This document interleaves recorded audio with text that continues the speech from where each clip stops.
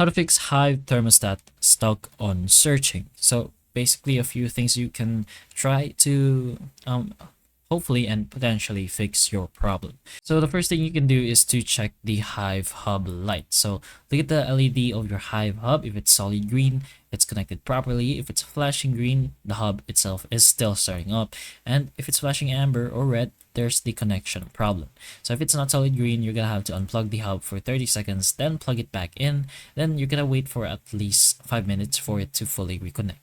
Then restart your router. A temporary network issue can stop the thermostat from pairing, so power off your router and modem if it is separate, and then wait for around 1 to 2 minutes. Turn everything back on and wait until the internet is stable, and then once done, you can check if the thermostat itself stopped searches. Then you can go ahead and try moving the thermostat closer to the hub. So if your Hive thermostat uses a wireless signal and not Wi-Fi directly, there's thick walls or distance or metal objects, it can weaken the signal.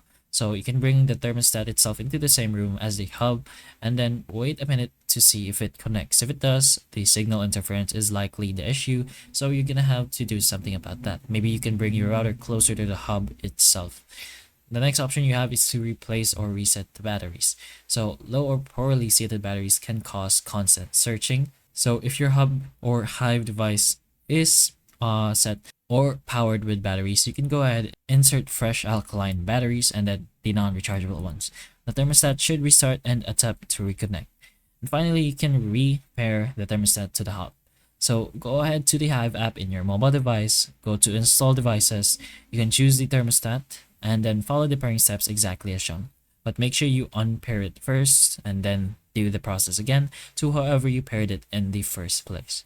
So those are a few things you can try to fix your Hive thermostat that's stuck on searching. It could just be an internet connection problem, and it could just be because your Hive isn't set on searching mode, so go ahead and do that first.